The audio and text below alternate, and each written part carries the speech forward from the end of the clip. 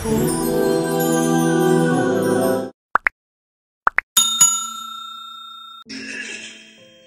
چرا در بین مردم قمری یا موسیچه میگویند مردم نمیخورند؟ آیا این حلال است یا حرام؟ موسیچه یا قمری میگیم ما و شما، اینا حرام نیستند. البته سبب نخوردن قمری، سبب نخوردن و دیگر پرنده های مثل همون فلاشتروکی که ما و شما میگوییم، از خاطر آن است که اینها پرنده های هستند که آزار اینها به هیچ کس نمیرسد. پرنده های بی آزار که هستند، ما و شما با اینها هیچ دخالت نمیکنیم، اینها را شکار نمیکنیم و الا برای ما و شما حلال هستند. همه پرنده بغیر آن پرنده هایی که وحشی هستند و قاب و کرگس و دیگر پرنده هایی که با نول و با پنجه خود شکار میکنند، آنها در حکم همون حیوان های حرام میدرآیند. بغیر آنها تمام پرنده برای ما و شما دیگر حلال است. از آن جمله همین قمری که هست میتونیم ما و شما شکار کنیم و یا در جان خود استفاده کنیم، این گناهی نیست. یک روز دیگر یک برادر سوال دادند که آیا همین کفتر حلال است؟ کفتر هم از جمله آن چیز است که مردم ما تناول نمیکنند. البته حلال است، میتونین شما استفاده کنین کفتر را. کفتر یگان جای وبال ندارد، یگان جای گناه ندارد، لیکن فقط ذبح شرط است. چی در قمری، چی در گنجیش، چی در کفتر، اگر با دستون گردنی ویا جدا کنین وای حرام است، او را خوردن نمیتونین. با دست یعنی گردنی او را کندن به غیر کارچه، این حرام است. فقط میتونین که کفتر است، قمری است، گنجشک است، فقط به واسطه تیزی، یا تیزی سنگ باشد یا تیزی کارد باشد، خواه زن باشد خواه مرد باشد، در ذبح فرقی ندارد، ذبح کرده استفاده کنید، جایز است، درست است. و الا به دست خود اگر گردنی را کندین، یقین دانین که وای دیگر چی است؟ حرام است، وای خوردن نمیتونین.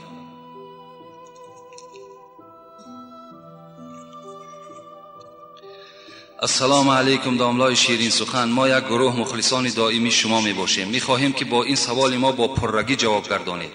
در مسجد محله ما جوانان زیاد ذکر خدا را به جا می آورند و در مسجد گپ دنیایی را بسیار می گویند. می دانند که در مسجد گپ دنیا گناه است، اهمیت نمی دهند.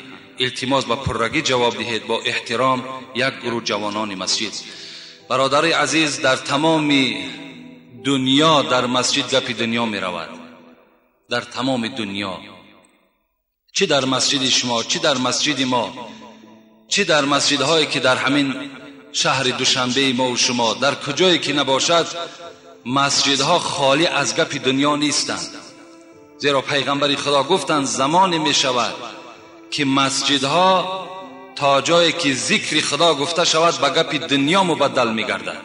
این معجزه پیغمبر خدا بود، این کرامات، این معجزه از جانب پیغمبر خدا بود که اون چکار کرد. امروز تأثیر او را ما و شما دیده ایستاده ایم.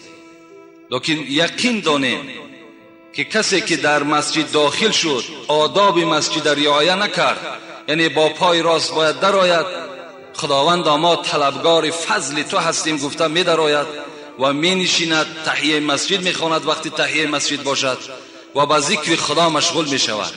اگر گپ دنیا گفت، این حدیث پیغمبر است که 40 ساله اعمال نیکش همش حبطه می گردد. 40 ساله شما یک روزه عمل خیر دارین یا ندارین، این خدا می داند. وقتی اینقدر زحمت میکشین، اینقدر مهنت میکنین، باز گپ دنیا در داخل مسجد که گفته شد، یقین دانین که مکافاتش انا همین است که عملهای خیر شما همه بیکار شد.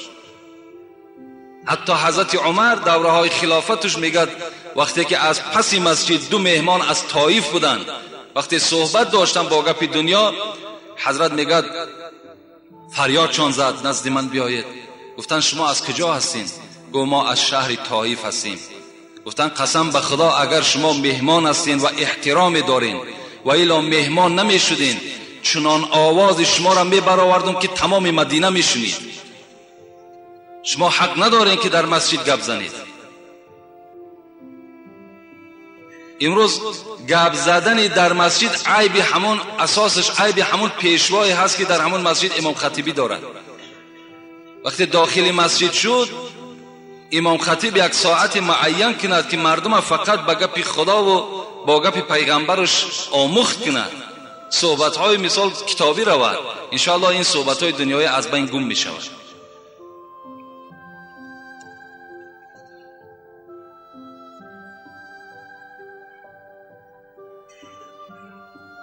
السلام علیکم داملای شیرین سخن، حکی حاجی میرزا. یک سؤال دارم. من نماز میخوانم، پدرم نمیماند، مرا چیکار کنم؟ یعنی البته وای به حال همون پدری که فرزند خدا برای نماز خواندن اجازت نمیدهد. تمام مردم مسلمان تمنا دارد که فرزند او نمازخوان شود، تا جایی که پدر خود اصلاح شده باشد، خود باید که در نماز باشد و باید خود پدر مسئول است که فرزندها را نماز خوان کند. امروز این مصیبت بین که پدر نماز نمیخواند، بعضی این با فرزند نمیگذارد که نماز خواند. سوره مدثر اگر آیت‌های آخرش شما تلاوت کنین، خداوند میگفته است کل نفس بما کسبت رهینه الا اصحاب الیمین فی جنات یتساءلون عن المجرمین ما سلککم فی سقر. بنده های نمازخوان وقتی که وارد جنت می شده است، خدا می گوید، من مختصرا یک خلاصه شیره این آیت به شما می گویم، وقتی بنده های نمازخوان، بنده های جمعه خوان، بنده های خدا ترس وقتی که وارد جنت می شوند، یتساءلون عن المجرمین، از این پدری بی نماز می پرسید از همون بچه نمازخوان، ما سلککم فی سقر، پدر چرا تو وارد دوزخ شدی؟ گناهکارها را میپرسیدند، جنتی ها با یکدیگر ملاقات میکردند، چرا تو وارد دوزخ شدی؟ آنها چی میگفتند؟ قالوا لم نکو من المصلین. ای وای به حال ما که ما از جمله بندگانی بودیم که در دنیا نماز نمیخواندیم. لم نکو من المصلین، ما از همون طایفه بودیم که در دنیا نامان مسلمان بود، بچه ما نماز میخواند، مادر ما نماز میخواند، لکن خودمان خدا زده بود و از این نماز دور بودیم.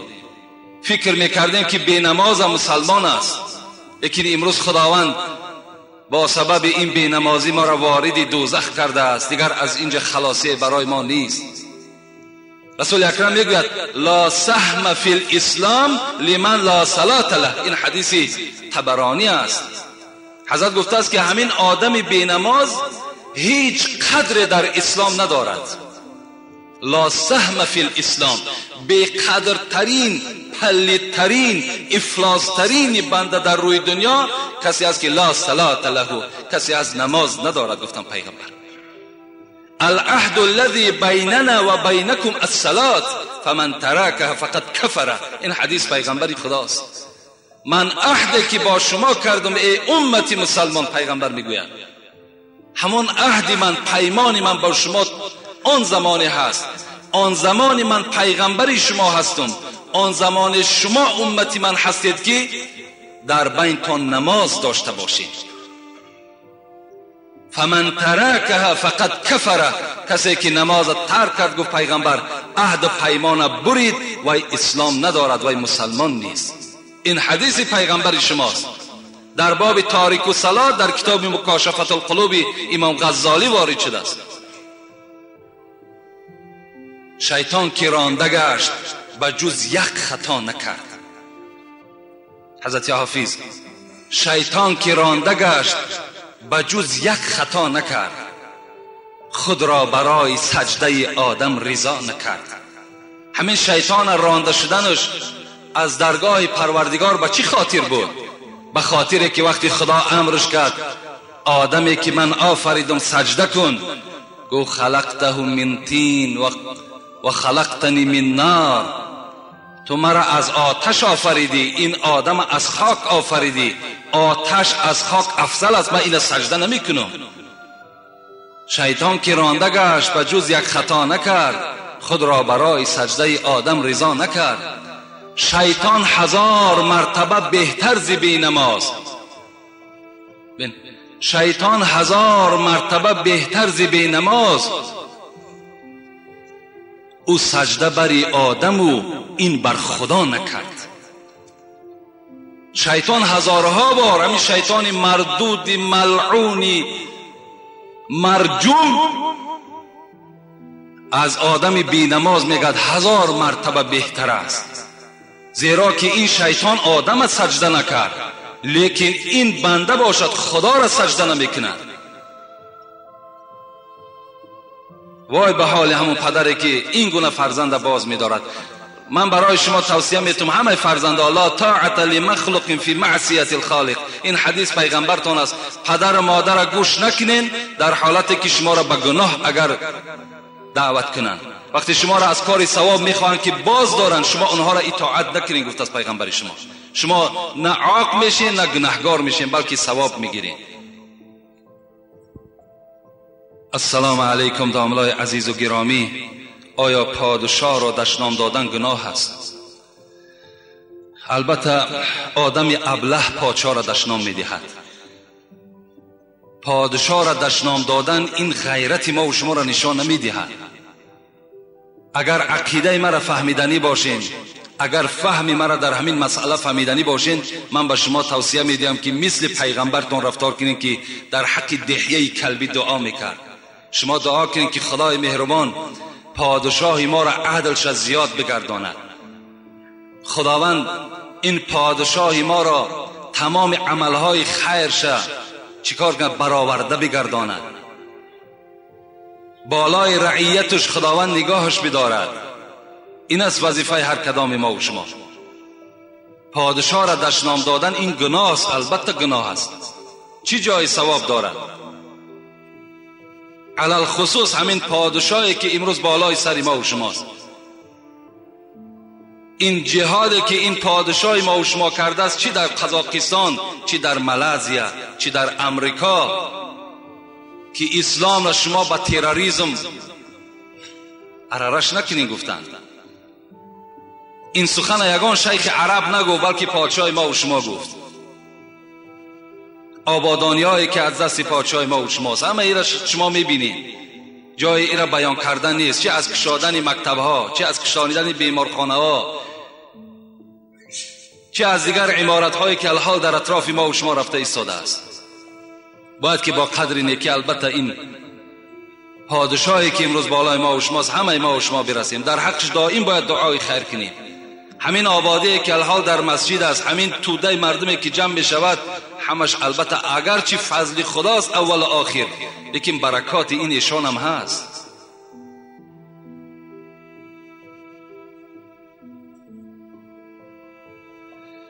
السلام علیکم داملای عزیز. قرآن در روی قبر خواندن درست است؟ یک نفر امر معروف کرد و گفت که آیت بالای قبر این عادت مردم نه فرمان خدا.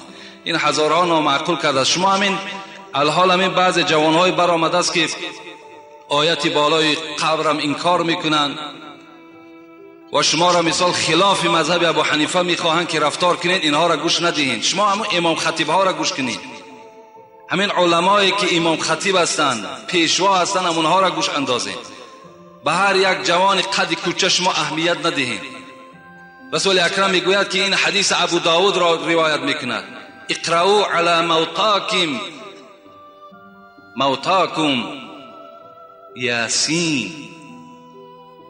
اینا پیغمبر خدا گفتند شما بالای مرده هاتان، بالای پدر و مادر و اولاد اجدادتان سوره یاسین بخوانید.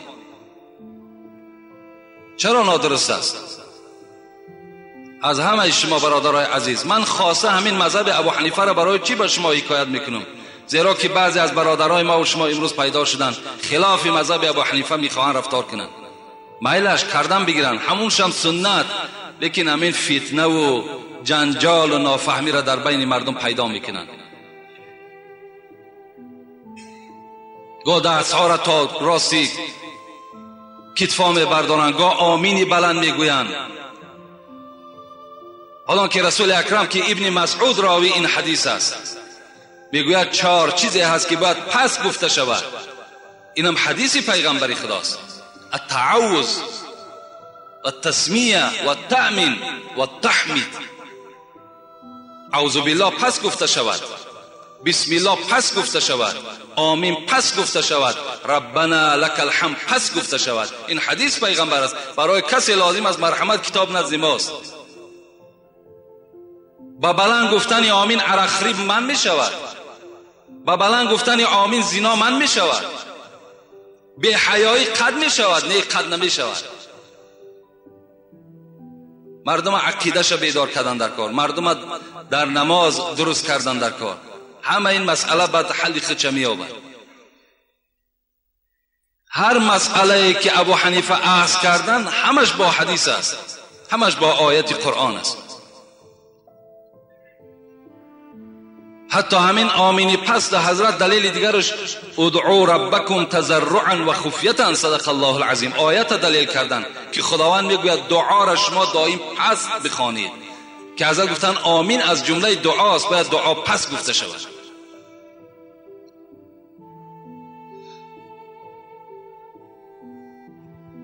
این حدیث احمد، ابو داود، حاکم و حدیث حسن است. من چیشم نویساندم، امون اقرأوا علی موتاکم یاسین، بر مرده هاتان شما سوره یاسین خوانیم بالای قبرشون.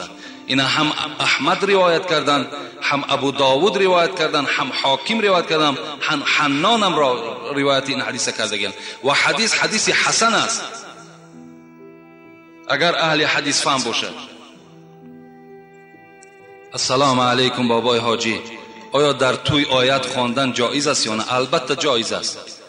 امروز همین عقیده ویران در ما و شما پیدا شده است که فقط قرآن در مرده استفاده میکنیم، در زنده نی. روزهای توی چرا ما و شما آیت قرآن نمیخونیم؟ در معرکه ها میریم، خوراک میخوریم، دعا میکنیم و آیت نمیخونیم. چرا نمیخونیم؟ من استمع الى آیت من کتاب الله فله حسنه، گفت است پیغمبر. کسی که اگر آیت قرآن گوش میکند، کسی آیت قرآن میخواند، از برای اون نیکی میرسد. باید که البته در همون خاندان عروس است، شه است، باید که آیت خوانده شود و اونها را باید که ما و شما دعا بتیم. برای مرده لازم بوده است و برای زنده لازم نبوده است. جایز است. السلام علیکم داملای مهربان، اکثر مردم میگویند که با پای راست به خانه و مسجد درآ، با پای چپ برآ، یا اینه که در حاجتخانه و بازار برعکس این. باز میگویند که انگشت دست را نشکن، یا که انگشت را در انگشت نانداز. اینها چه اساس دارند؟ در قرآن در باب اینها گفتگی هست. با احترام مخلصی شما، البته قرآن نه، لیکن حدیث های پیغمبری خدا در این باب هست که شما وقتی که مسجد می درآیین با پای راست درآیین، وقتی حاجت خانه می درآیین با پای چپ درآیین، وقتی بازار می درآیین با پای چپ درآیین، و در بازار بسیار نایستین بلکه تیزتر از بازار بیرون شوین. و انگشت های دست البته صداهاش مثال ما و شما زیر میکنیم میبرانیم، این صدای انگشت هاتون نبرانین، انگشت بالای انگشت بار نکنین. اینها همش در حدیث های پیغمبر هست. البته رفتار کنین، اینم یکی از سنت های پیغمبر خداست.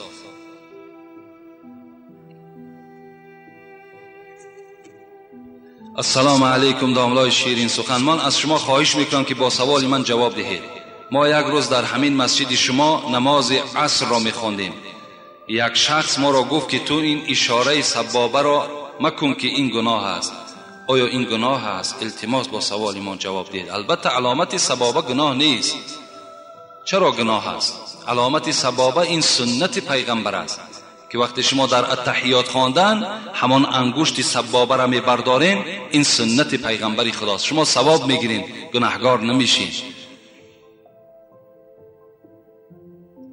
حدیث های خیلی زیاد، حتی ابو حنیفه در کتاب فقه الاسلام و ادلته 4 امام که مذهبش صحبت میکند، صاحب کتاب میگوید ابو حنیفه انگشت جمع نمیکرد، بلکه همون حالت خودش ماندگی اشهد ان لا اله اشهد ان لا گفتند میبرداشتن همین انگشته و میپرتافتن الا الله میگفتند. خود ابو حنیفه میکردن. این در کتاب همون فقه الاسلام و ادلته موجود است. کردنش ثواب، کردنش سنت است. انجام دهین، این گناه نیست. السلام علیکم داملای عزیز، درود و رحمت با شما. من دو سوال دارم.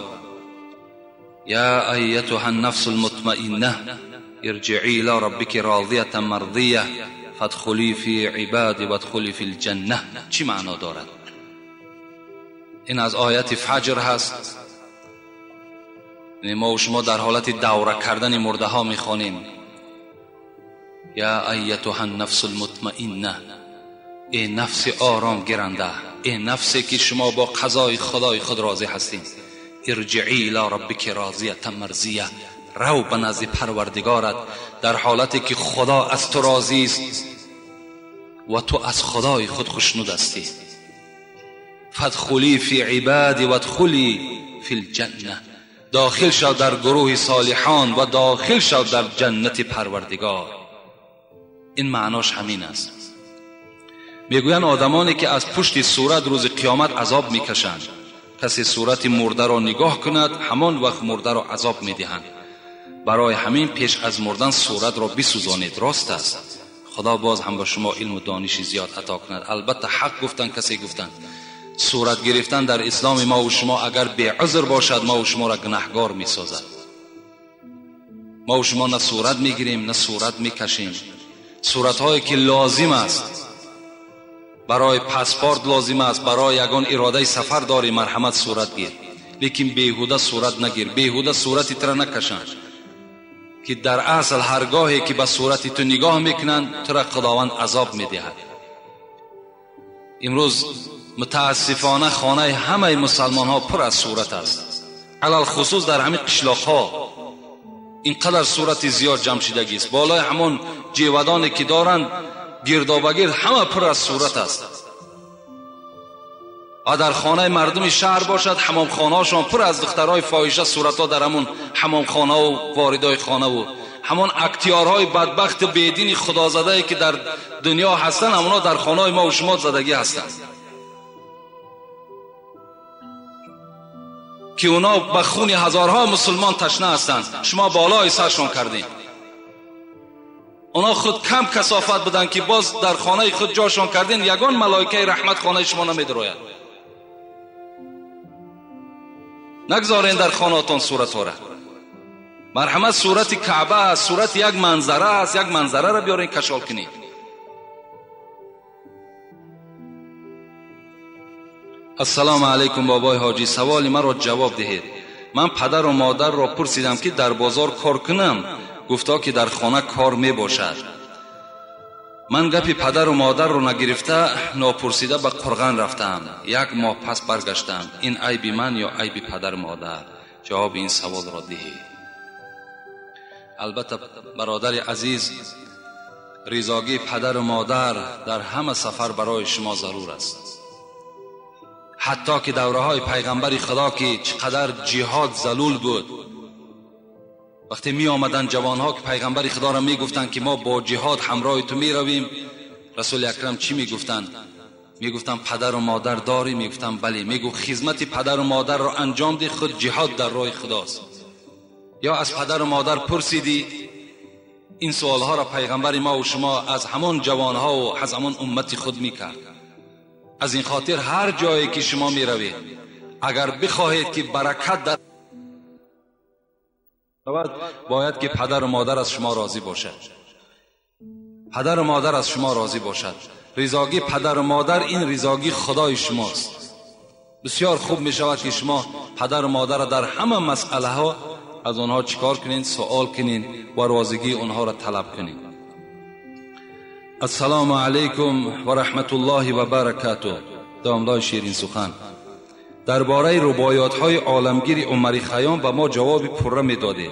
این رباعی چنین است: گر باده خوری تو با خیرتمندان خور، یا با صنمی لاله رخی خندان خور. بسیار مخور ویرد مکن فاش بساز، اندک خور و کم کم خور و پنهان خور. در این رباعی باده، می، شراب با کدام معنا شاعر گفته است؟ از نام مخلصی اشدی شما. اصطلاحاتی است مر ابدال را که از آن نبود خبر غفال را. عارفان ما و شما میگد که همین ابدالای ما، ابدال گفته همون اولیاهایی که تخمین 70 نفر هستند، همونها در اصطلاحات خود، یعنی در استفاده کردن شعر خود، می، باده، جام، پیمانه، سبو استفاده میکنند. لیکن شما غفالا، شما غافل ها از معنای اون درک ندارین که اون چی میخواهند در شعر خود. خب حضرت مثنوی باشد، صاحب مثنوی حضرت جلال الدین رومی یک روایت میارد که ان لله شرابا اعده للاولیاء اذا شربوا سکروا و اذا سکروا تابوا. پیغمبر از نام پیغمبر ما و شما رو یاد میکنه از برای خداوند شراب هست، وقتی که همین شراب را برای اولیاهای خود آماده کرده است. وقتی همین اولیاها که شراب خوردن مست میشوند، وقتی که مست شدن در حالت مستی رجوع به سوی خدا میکنند، همون شراب می نوشند. این شرابی که آدمها را مست میکند، پلید میکند، افلاس میکند، این شراب نیست. حضرت حافظ میگوید المنت لله که در میکده باز است، زان رو که مرا بر در او روی نیاز است. خمها همه در جوش و خروشند ز مستی، آن می که در آنجاست حقیقت نه مجاز است. از وی همه مستی و غرور است و تکبر، و از ما همه بیچارگی و عجز نیاز است. این شراب، این می که ما استفاده میکنیم، این بیچارگی است، میگد عاجزی ماست. اون می که مجازی است، اون می که در خمها می جوشد، از وی همه مستی و غرور است و تکبر. اون می هست که آدم تکبر می سازد، مغرور می سازد، پلید می سازد. این می ما اون می نیست. گفتن حضرت. عارفی دیگر چی می گوید؟ شراب عشق نبود زاب انگور، شراب عشق نبود زاب انگور، رهی نوشیدنش هم از گلو نیست. این شراب عشقی که ما بیان میکنیم این آب انگور نیست میگوید، و رهی نوشیدنش هم با راه این گلو نیست، رهی نوشیدنش هم از گلو نیست. از این پیمانه و جام و سبوها غرض پیمانه و جام و سبو نیست. ما وقتی که در شعرهای خود رومکه را استفاده میکنیم، جامهای بادنوشی را استفاده میکنیم، این مقصد از همین رومکه هایی که عرق می نوشند، این مقصد از این نیست میگوید. بدان معنی که عارف زلف گوید. وقتی در شعرها که زلف دیدین، نظر در پیچ تاب هیچ موی نیست. وقتی ما زلف استفاده میکنیم، این از همین زلف های کجه که بعضی از فاحشه ها کج میسازن و بیرون میبرن، میگد این از اون نیست. این زلف ما هم عشق در راه خداست. بیان عارفان را اصطلاحی است که جز عارف کسی را گفتگو نیست. این عارف ها اینا میدانند، خردمند ها اینا میدانند. برای همین این شراب و این می که حافظ و بیدیل و سعدی و خیام و اینا استفاده کردن، این مقصد از همین باده هایی که می نوشن این نیست، بلکه اینا همه عشق الهی هستند.